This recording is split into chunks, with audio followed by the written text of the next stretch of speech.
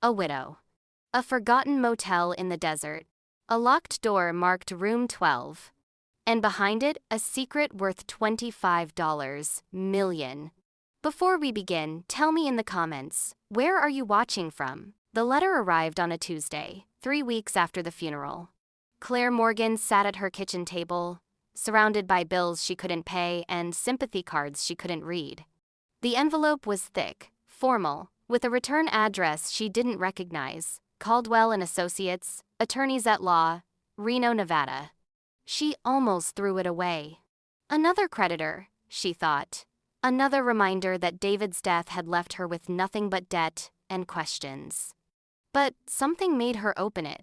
Inside, a single sheet of paper, typed, precise, cold. Dear Mrs. Morgan, we regret to inform you of the passing of your husband, David Morgan.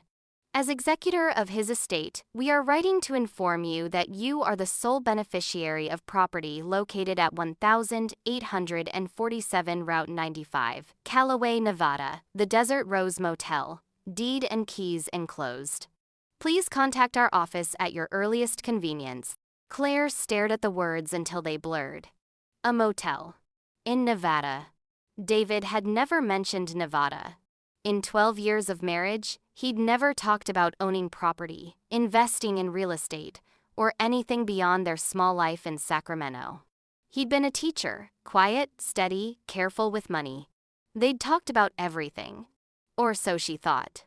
She unfolded the second page, a deed signed and notarized, dated 6 months before his death. Her hands trembled.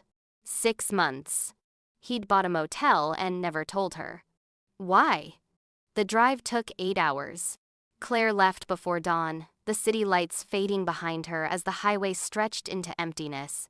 The landscape changed, slowly green, giving way to brown, then to nothing but dust and sky.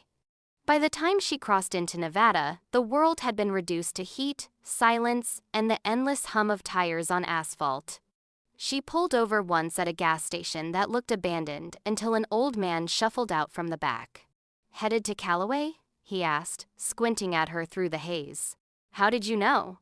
He shrugged. Ain't nothing else out that way. What's it like? Used to be a town, now it's just a place people pass through, or hide. She didn't ask what he meant. Callaway appeared like a mirage. One moment, the road was empty. The next, a cluster of low buildings shimmered in the distance, wavering in the heat. A gas station. A diner with boarded windows. A post office that looked like it hadn't seen mail in decades. And at the far edge of town, rising from the desert like something left behind by time, the Desert Rose Motel. Claire pulled into the gravel parking lot and turned off the engine. The silence was immediate, heavy, like the air itself had stopped moving. The motel was a relic from the 1950s. 2 stories of faded pink stucco, iron railings rusted orange, and a neon sign that read vacancy in letters half dead from the Sunday. 40 rooms, she counted, maybe more. All of them dark.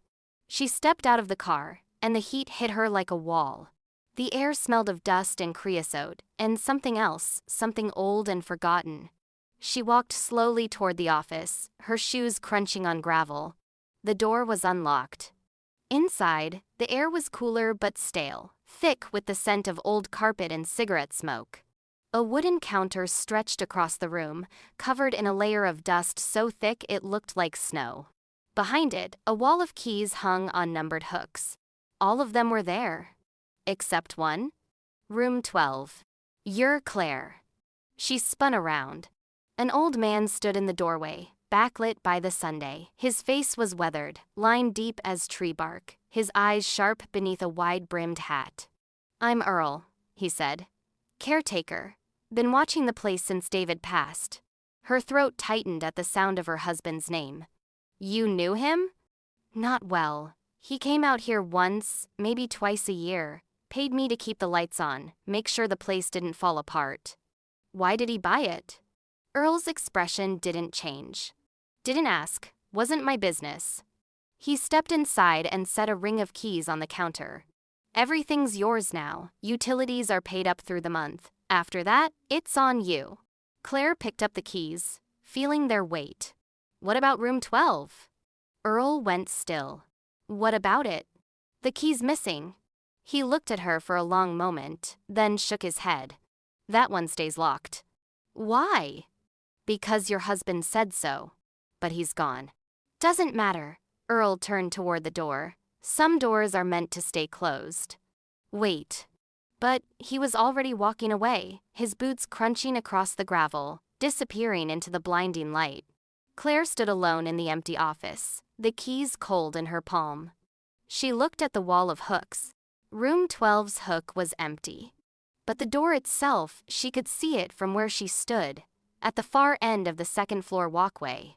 Faded pink paint, rusted number, chain wrapped around the handle. And beneath the chain, a sliver of darkness. The door wasn't fully closed. It was open. Just slightly. As if something inside was waiting. Claire stood in the office for a long time after Earl left. The silence pressed against her ears like water. She looked at the wall of keys again, then at the door to room 12 inches the distance. The chain wrapped around its handle gleamed faintly in the afternoon light. And the door still open, just a crack seemed to watch her back. She forced herself to move. The motel was larger than it looked from the road. 40 rooms spread across 2 floors, connected by an outdoor walkway with iron railings that left rust stains on her hands. Claire started on the first floor, unlocking doors one by one. Most rooms were empty. Bare mattresses, water-stained walls, curtains bleached white by the Sunday. But some rooms still had belongings inside. A suitcase in room 4, covered in dust. A pair of shoes by the bed in room 7. A jacket hanging in the closet of room 9, the fabric stiff and faded. It felt like people had left in a hurry. Or never left at all. By the time she reached the second floor, the sun had dropped lower, casting long shadows across the walkway. The air was still hot, thick, hard to breathe. Claire paused at the top of the stairs, wiping sweat from her forehead. Room 12 was at the far end of the walkway, past 11 other doors. From where she stood, she could see the chain more clearly now. Heavy, industrial, wrapped tight around both handles.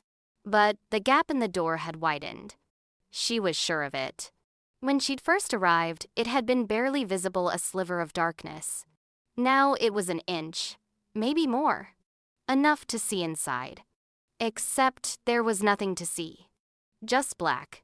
Claire walked toward it slowly, her footsteps echoing on the metal walkway. The closer she got, the colder the air felt. She stopped a few feet away, staring at the gap. Hello? Her voice sounded small, swallowed by the emptiness. No answer. She reached out, fingers trembling, and touched the chain. It was warm. Too warm. Like someone had been holding it. She pulled her hand back and stepped away, her pulse hammering. Then she turned and walked quickly back to the office. That night, Claire slept in room 1. It was the only room with a working air conditioner, and the only one that didn't feel like someone was still living there. She lay on top of the sheets, too tired to unpack, staring at the ceiling. The hum of the AC was the only sound. Until it wasn't. Footsteps. Slow. Deliberate. Moving along the walkway above her. Claire sat up, her breath catching. The footsteps stopped. Then started again. Closer this time. She grabbed her phone, but there was no signal. The footsteps continued, steady and rhythmic, until they reached the end of the walkway. Then silence. Claire waited, her heart pounding. Nothing. She lay back down, trying to convince herself it was the building settling. The wind, her imagination. But then she saw it. A thin line of light, flickering beneath her door. Not from the walkway outside. From inside the motel. From the direction of room 12. Morning came too slowly. Claire barely slept. Every creak, every shift of the building made her flinch. When the sun finally rose, she walked outside and stood in the parking lot, breathing in the dry desert air. Earl's truck was parked by the office. She found him inside, brewing coffee on a hot plate. "You hear anything last night?" she asked. He didn't look up. "Like what?" Footsteps, on the second floor. Could have been anything. Wind, animals, place is old. And the light? Now he looked at her. What light? Under my door, coming from upstairs. Earl set down his mug. Room 12? I don't know. Maybe. He shook his head slowly. Then you already know the answer. What does that mean? Means your husband didn't lock that door for no reason?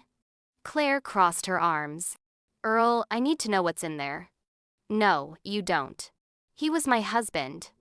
Was, Earl said quietly. Past tense. Whatever's in that room, it belonged to the man he used to be, not the one you married. The words hit harder than she expected. Then who was he? Earl picked up his mug and walked toward the door. Someone who knew how to keep secrets. After he left, Claire searched the office. She went through every drawer, every cabinet, every file box stacked in the back room. Most of it was junk, old receipts, maintenance logs, tax documents from the 1,980 seconds. But in the bottom drawer of the desk, she found something. A guest book.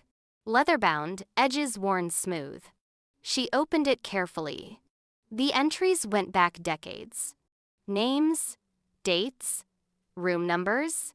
Most were ordinary families passing through, salesmen, retirees.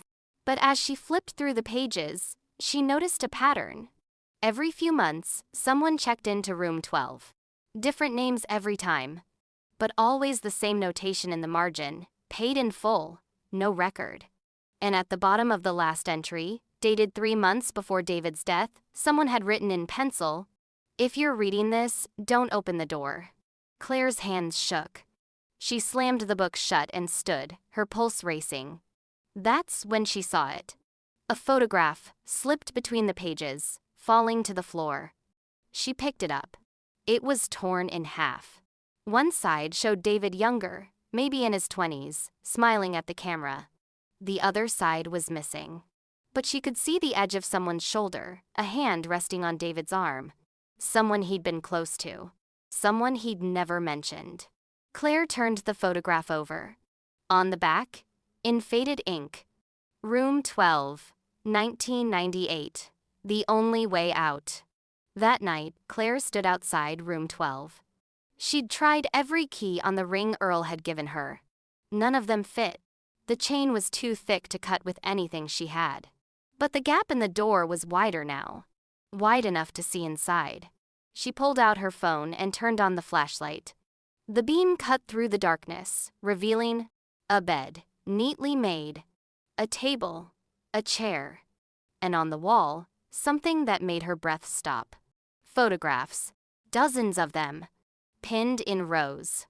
Faces she didn't recognize, and in the center, larger than the rest. David's face, but not alone. Standing beside him was a woman Claire had never seen before. Dark hair, sharp eyes, smiling, her arm around his waist. Before Claire could process it, something slid under her door downstairs. She heard it, the soft scrape of paper on tile. She ran down the stairs, her hands shaking. On the floor of room 1 lay another torn photograph. The other half. David's face. And the woman beside him, smiling, alive. On the back, in the same faded ink, "She's still waiting." Claire didn't sleep after finding the photograph. She sat on the edge of the bed in room 1, staring at the two halves laid side by side. David's face, the woman's face. She's still waiting. Waiting for what? Or worse, waiting where? Morning came slowly, the desert sun turning the sky from black to bruised purple to pale gold. Claire stood outside, breathing in the dry air, trying to clear her head. She needed answers, and the only place to find them was inside the motel itself. She spent the day going through every room again, this time searching for anything David might have left behind. In room 3, she found a stack of old newspapers, yellowed and brittle, all dated from the late 1990 seconds. Headlines about missing persons, unsolved disappearances, witnesses who vanished before trials. In room 8, a box of Polaroids, faces she didn't recognize, people standing in front of the motel, smiling, relieved. Some had dates written on the back, others just initials. And in room 15, tucked beneath a loose floorboard, she found a notebook. Handwritten, careful, detailed. Pages and pages of names, dates, destinations, all in David's handwriting. Claire sat on the dusty floor and read. Each entry was the same: a name, a date of arrival, a room number, always, room 12, and a final destination marked only by coordinates. No explanations, no context. Just records of people passing through. People who needed to disappear. Her hands trembled as she turned the pages. David hadn't just owned this motel. He'd been running something. A network. A system. A way to make people vanish. That afternoon, Claire drove into town. The diner was the only place still open, a low building with peeling paint and a neon sign that buzzed in the heat. Inside, the air was cool and smelled of coffee and grease. A waitress stood behind the counter, maybe 60, with tired eyes and a name tag that read Dot. "You're the one who bought the motel," Dot said, not a question. "Inherited it." "Same thing." Dot poured coffee without asking. "You staying?" "I don't know yet." Dot studied her for a moment, then leaned against the counter. "Your husband never came into town much, kept to himself, but people knew what he was doing out there." Claire's pulse quickened. What was he doing? Helping people no one else would help. What kind of people? Dot wiped down the counter slowly, choosing her words. The kind who couldn't go to the cops. The kind who needed to disappear before someone made them disappear permanent. Claire's throat tightened. Like witness protection? Something like that. But off the books. No government, no paper trail. Just your husband and that motel. How long was he doing this? Long as I've been here. 20 years? Maybe more. Claire stared at her coffee, her mind spinning. Did you ever see anyone staying in room 12? Dot's expression shifted. That room's different. Different? How? People who went into room 12 didn't just disappear for a while. They disappeared forever. The words hung in the air. Claire set down her cup. There was a woman, dark hair, in her 30s maybe. She was with David in a photograph.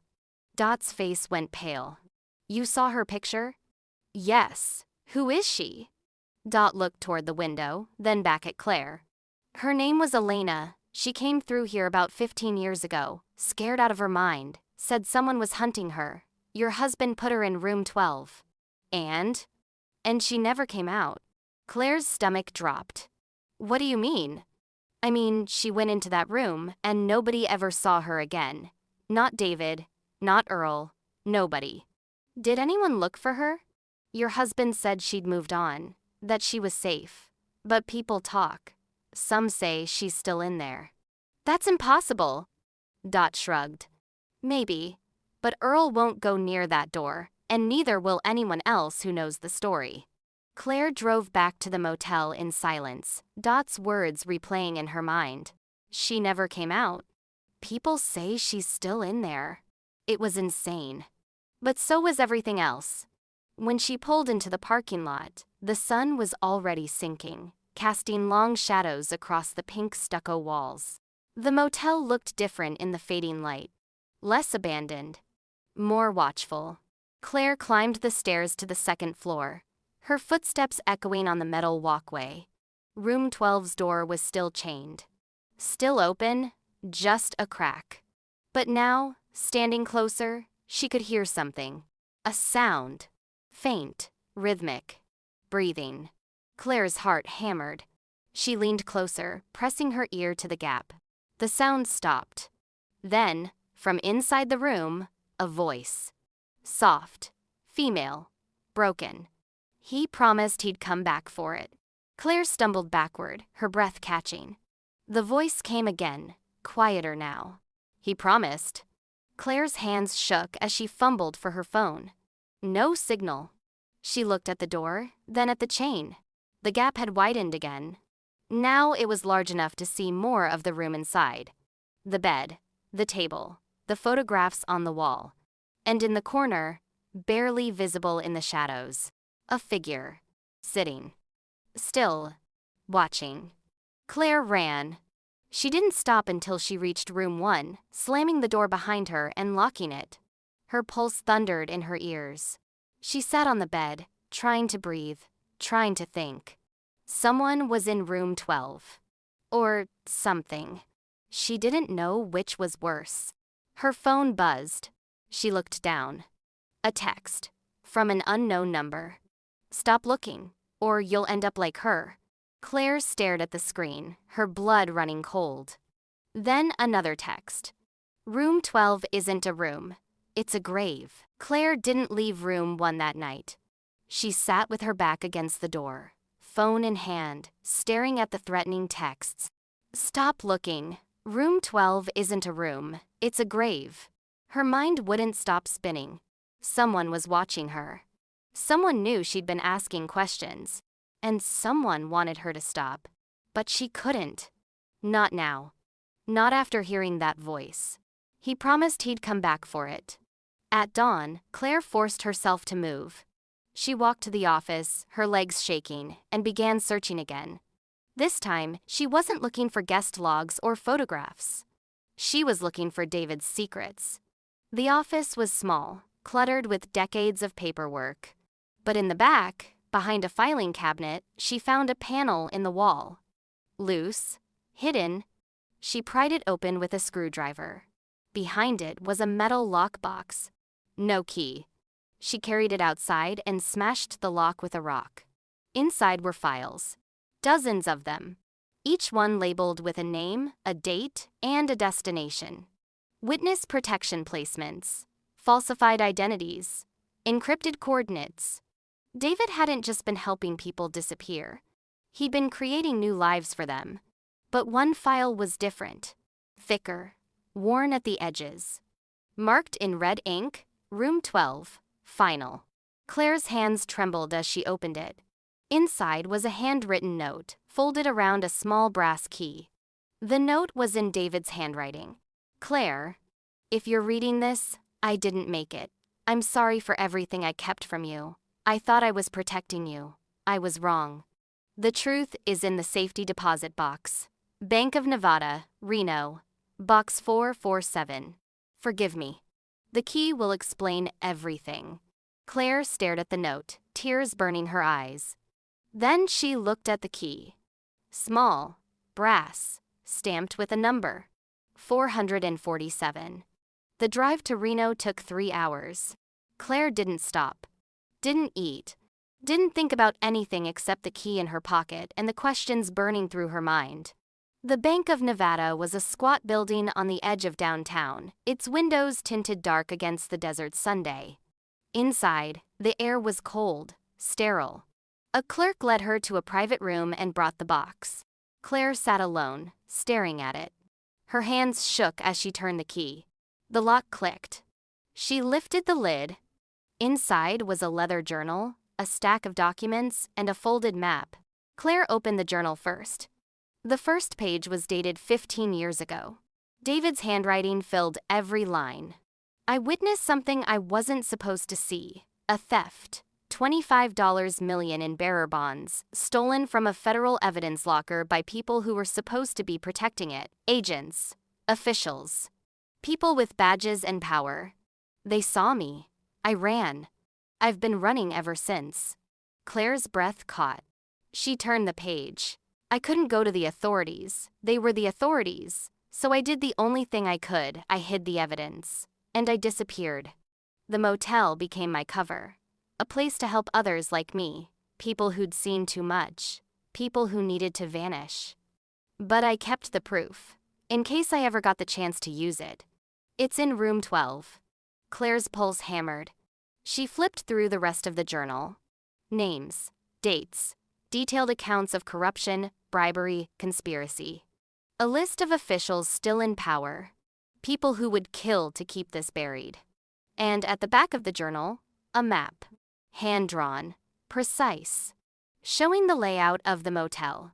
With an X marked inside, room 12.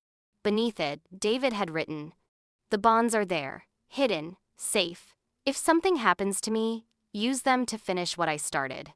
Claire closed the journal. her hands trembling. David hadn't been running a protection network out of kindness. He'd been hiding from the people he'd exposed. And now, they were after her. She drove back to the motel in silence, the journal heavy in her lap. The sun was setting by the time she arrived, painting the desert in shades of orange and red. The motel looked different now. Not abandoned. Waiting. Claire climbed the stairs to the second floor, her heart pounding. Room 12's door was still chained. Still cracked open. But as she approached, she froze. The chain was on the ground. Cut. The door stood wide open. Claire's breath caught. She stepped forward slowly, her pulse thundering in her ears. Inside, the room was pristine. The bed was made. The floor was clean. The photographs on the wall were gone. And on the bed, in the center, sat a briefcase. Black. Leather. Unmarked. Claire stepped inside, her legs shaking.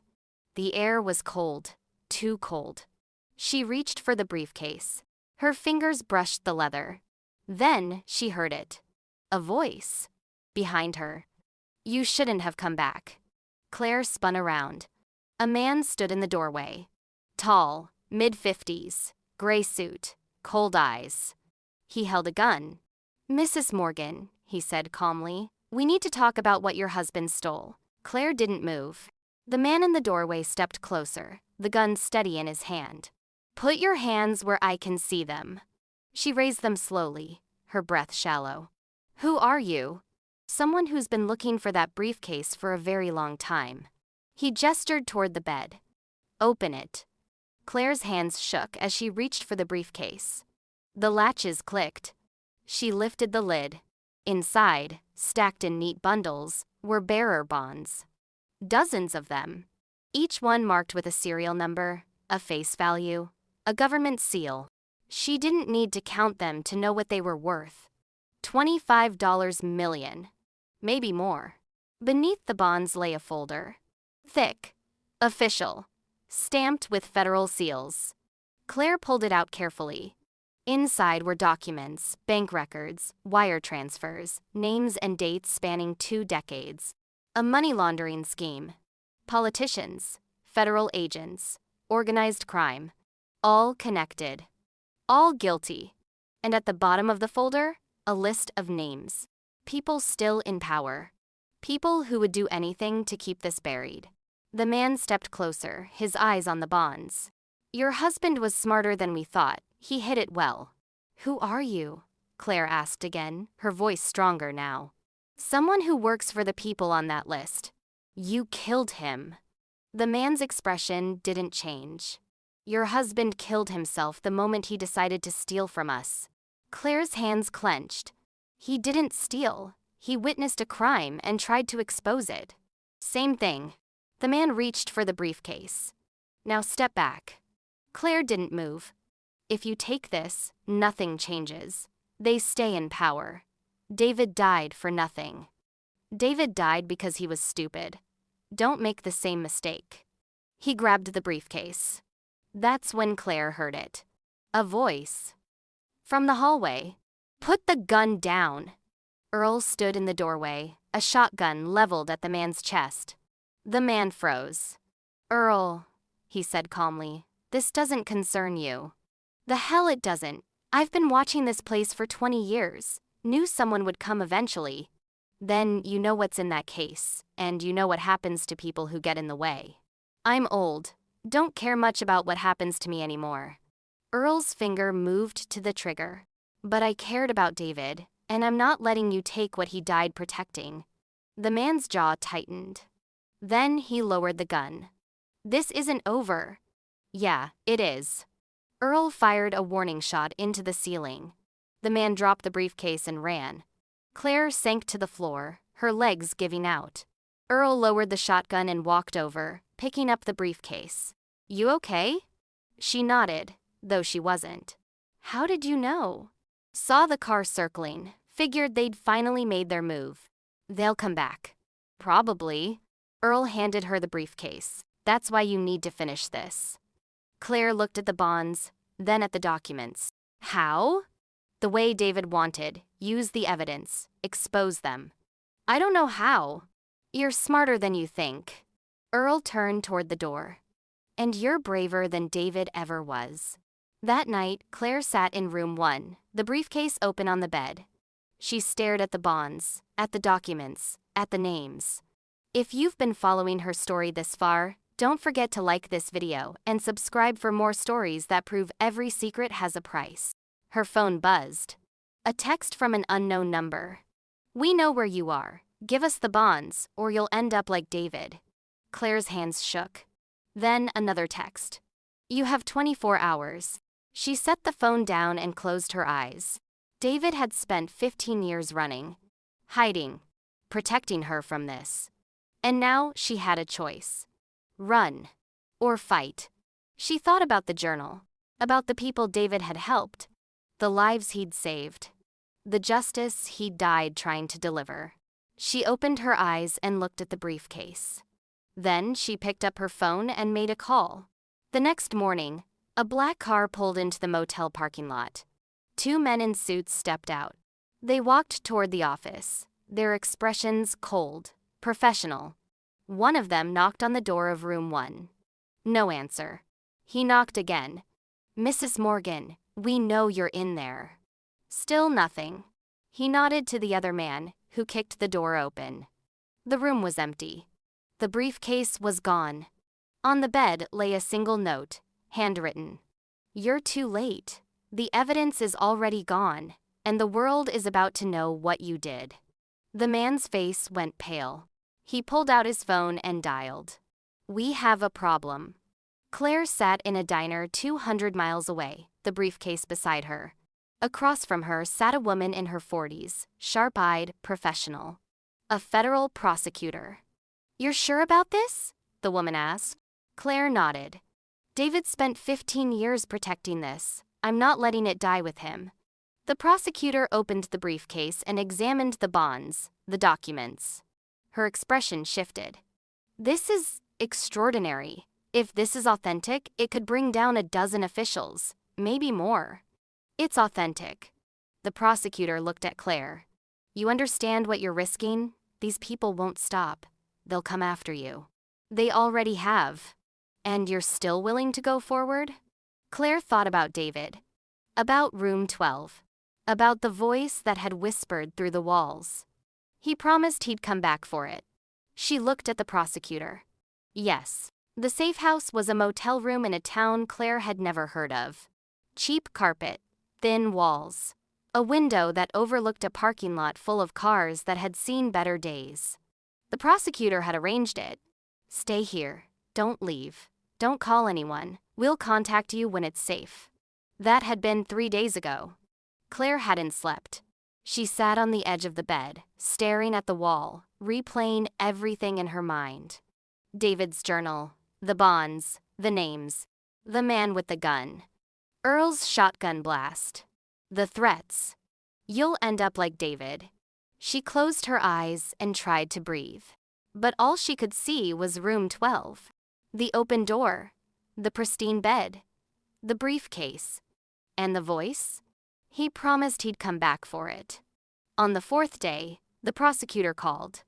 We're moving forward. The evidence is solid. Arrests will be made within the week. Claire's voice was flat. And then what? Then it's over. You'll be safe. Will I? A pause. We'll do everything we can to protect you. That's not an answer. The prosecutor sighed. Mrs. Morgan, I understand this is difficult, but you did the right thing. Claire hung up. She sat in the silence, the phone heavy in her hand. The right thing. David had done the right thing, and it had gotten him killed. Now she'd done the right thing. And she was sitting in a motel room, alone, terrified, waiting for someone to decide whether she lived or died. That night, Claire couldn't take it anymore.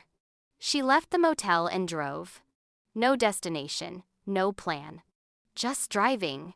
The desert stretched endlessly on both sides of the highway, dark and silent under a sky full of stars. She drove until she saw the sign. Callaway, 5 miles. Her hands tightened on the wheel. She shouldn't go back. The prosecutor had told her to stay away. But something pulled her forward. A need to see it one more time. The place where everything had started and ended. The Desert Rose Motel looked different in the moonlight. Less abandoned, more like a ghost. Claire parked in the empty lot and stepped out. The air was cold, the wind sharp. She walked slowly toward the office, her footsteps crunching on gravel. The door was unlocked. Inside, everything was the same. Dust on the counter, keys on the wall. Room 12's hook still empty. She climbed the stairs to the second floor. The door to room 12 was closed now. No chain, no gap. Just a door. Claire stood in front of it, her heart pounding. She reached for the handle. It turned. The door opened. Inside, the room was dark. Claire stepped in slowly, her breath shallow. The bed was still made, the walls were still bare. But on the nightstand, something caught the moonlight. A photograph. Claire picked it up. It was the same one she'd found torn in half. But now it was whole. David and the woman Elena standing together, smiling. And on the back, in David's handwriting, "She was the first one I saved, the one who made me believe I could do this. If you're reading this, it means you found the truth. Finish what I started. For her. For all of them." Claire's hands trembled. She turned the photograph over again, looking at Elena's face. The woman who had disappeared into room 12 15 years ago. The woman whose voice Claire had heard. He promised he'd come back for it. But David hadn't come back. And Elena. Claire's breath caught. She looked around the room. Then she saw it. A loose floorboard, barely visible in the corner. She knelt and pried it up. Beneath it was a small space. And inside, a box. Wooden, old, locked. Claire's pulse quickened. She searched the room until she found a key taped beneath the nightstand. It fit. The box opened. Inside was a letter. Addressed to David. In Elena's handwriting, "David, if you're reading this, I made it out. I'm safe. Thank you for giving me a second chance at life. I'll never forget what you did. The bonds are my gift to you. Use them to help others the way you helped me. And if something happens, make sure the truth comes out. You're a good man. Don't ever forget that. Elena." Claire read the letter twice, tears streaming down her face. Elena hadn't died in room 12. She'd escaped. And she'd left David the bonds evidence she'd stolen from the people who'd tried to kill her. Evidence David had protected for 15 years. If you've been following her story this far, don't forget to like this video and subscribe for more stories that remind us that even the smallest act of courage can change everything. Claire folded the letter carefully and placed it back in the box. Then she stood and looked around the room one last time. David hadn't failed. He'd saved Elena. And dozens of others. He'd kept the truth alive. Now it was her turn to finish it. Claire walked back to her car, the letter in her pocket. She pulled out her phone and called the prosecutor. "I need to testify. Mrs. Morgan. I need to tell the whole story, David's story, Elena's story, all of it." A pause. "That puts you at risk." "I know. Are you sure?" Claire looked back at the motel, at room 12's dark window. "Yes." The next morning, Claire sat in a federal courthouse, waiting. The prosecutor had arranged for her to give a deposition, to tell everything she knew, to put David's evidence and his sacrifice on the record. She was terrified, but she was ready. A door opened. A man stepped out. Older, gray hair, kind eyes. He introduced himself. "Mrs. Morgan, I'm Lucas Grant. I was David's handler when he was working with the Bureau." Claire's breath caught. "You knew him?" "For 15 years. He was one of the bravest people I've ever known." Lucas sat down beside her. "He talked about you, all the time, said you were the reason he kept going." Claire's throat tightened. "He never told me any of this. He was protecting you. The less you knew, the safer you were." "I'm not safe now." "No," Lucas said quietly. "But you're doing what he couldn't. You're finishing it." He handed her a burner phone. If you're going to do this, you do it right, and you do it now. Claire looked at the phone, then at Lucas. What do I do? You make the call, to the media, to the people. You tell David's story, and you make sure the world knows the truth. Claire's hands shook. And then? Lucas smiled faintly. Then, you live, the way David always wanted you to. Claire took the phone. And she made the call. The story broke 3 days later. Claire watched it unfold from a safe house 200 miles away, the television flickering in the dim light. Federal officials arrested in $25 million corruption scandal. Whistleblower evidence exposes decades-old money laundering scheme. Bearer bonds recovered from Nevada motel lead to multiple indictments. Her hands trembled as she watched agents in tactical gear leading men in suits out of government buildings. Names she recognized from David's journal. Faces she'd seen in the documents. All of them arrested. All of them exposed. The prosecutor called. It's done. The arrests are being processed. You're safe now. Claire didn't feel safe. She felt hollow. What about David? A pause. The investigation confirms what we suspected. His death wasn't an accident. It was arranged by the people we just arrested. Claire's breath caught. They killed him? Yes, he knew too much, and he refused to hand over the evidence. She closed her eyes, tears burning. He died protecting it. He died protecting you, the prosecutor said quietly. If you'd known what he had, they would have come for you too. Claire hung up. She sat in the silence, staring at the television. David hadn't left her out of selfishness. He'd left her to keep her alive. A week later, Lucas drove her back to the motel. The desert looked the same. Endless, silent, unforgiving. But the motel was different now. FBI tape still hung across some of the doors. Tire tracks scarred the gravel parking lot. Room 12's door was open. Claire walked toward it slowly, her heart pounding. Lucas stayed by the car, giving her space. Inside, the room was empty. The bed was stripped. The walls were bare. The FBI had taken everything, the photographs, the documents, the evidence. But as Claire stood in the center of the room, she felt something. Not fear. Not grief. Peace. This room wasn't a grave. It was a sanctuary. A place where David had saved lives. Where Elena had found safety. Where the truth had waited, patient and silent, for someone brave enough to find it. Claire walked to the window and looked out at the desert. Then she saw it. A loose board beneath the windowsill. She knelt and pried it up. Inside was an envelope, her name written on the front in David's handwriting. Her hands shook as she opened it. Claire, if you're reading this, it means I didn't make it. I'm sorry. I'm sorry for all the lies, for all the secrets, for leaving you in the dark. I wanted to tell you. Every day, I wanted to. But I was afraid you'd be in danger, afraid you'd hate me, afraid you'd leave. The truth is, I wasn't the man you thought I was. I was running, hiding, pretending to be someone I wasn't. But with you, I felt real. For the first time in my life, I wasn't a man with a past. I was just David. Your David. I built this place to help people who were running, just like me, people who needed a second chance. And every time I saved someone, I thought maybe I could save myself too. But I couldn't. The past always catches up. If you found this letter, it means you've found the evidence. And if you're reading it, it means you're stronger than I ever was. I know you, Claire. I know you'll want to finish what I started. And I know you're scared. But you're not alone. You never were. The people I helped, they're out there, living new lives, free because someone gave them a chance. That's what Room 12 was, a chance. And that's what I'm giving you now. The choice is yours. Walk away or finish it. But whatever you decide, know this. I loved you.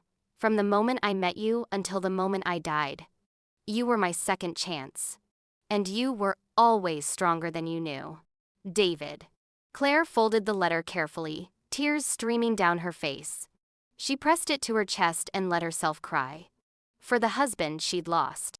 for the hero she'd never known, for the life they could have had if the world had been kinder, but also for the strength she'd found, for the truth she'd uncovered, for the justice she'd delivered. When the tears stopped, she stood and walked to the door. Lucas was waiting outside. "You okay?" Claire nodded. "I found a letter." "From David?" "Yes." Lucas looked at her, his expression gentle. "What did it say?" Claire smiled faintly. "That I was always stronger than I knew." That night, Claire stood on the motel's roof, looking out at the desert. The stars burned brightly overhead, and the wind was soft and cool. She thought about David's letter, about room 12, about Elena, and all the others who had passed through. And she realized something. David hadn't left her a burden. He'd left her a gift. A place where people could start over. A place where secrets became second chances. And now it was hers. She looked down at the motel, at the faded pink walls and the rusted sign. And she whispered into the night, "I'll finish it, David, I promise." Below, room 12's door stood open, waiting. Not for the past, for the future. 6 months later, the Desert Rose Motel looked different. The pink stucco had been repainted, soft and clean against the blue desert sky.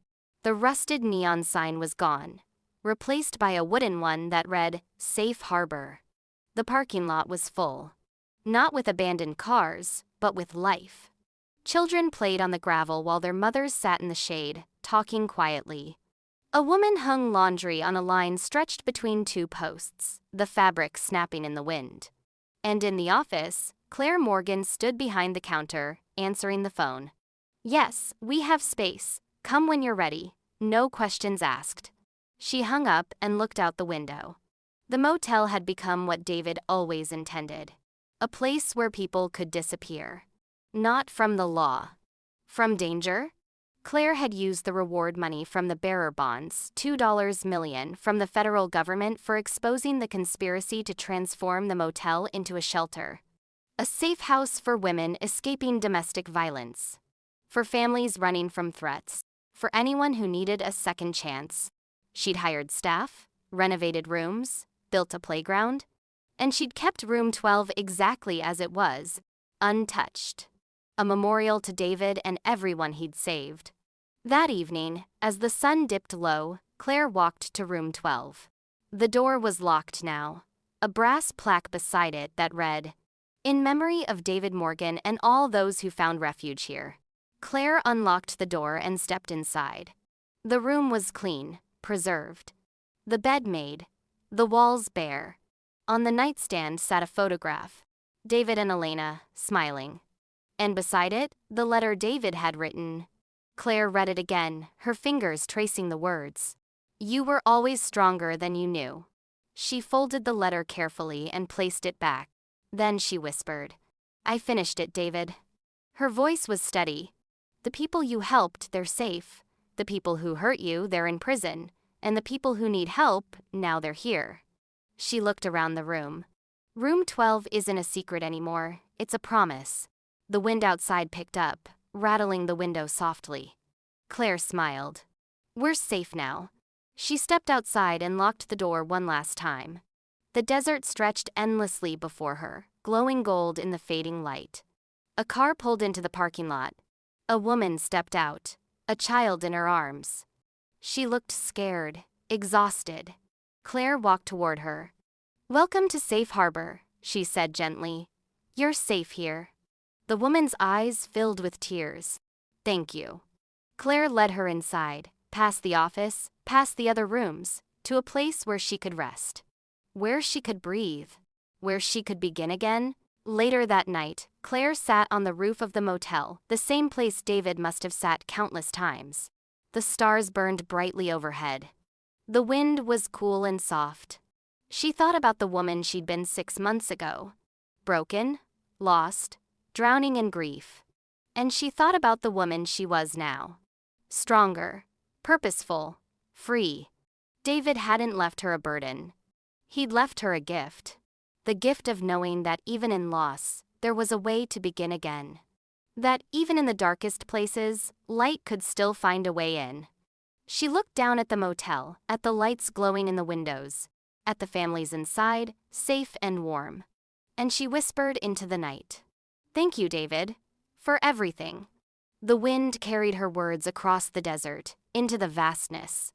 And for the first time in a long time, Claire felt at peace. The Desert Rose Motel, now safe harbor, stood strong against the desert sky. No longer abandoned. No longer hiding secrets. It was alive. And so was she. She thought the motel was all he left behind, but what he really left was proof that love doesn't end when someone dies, it just finds new ways to protect us.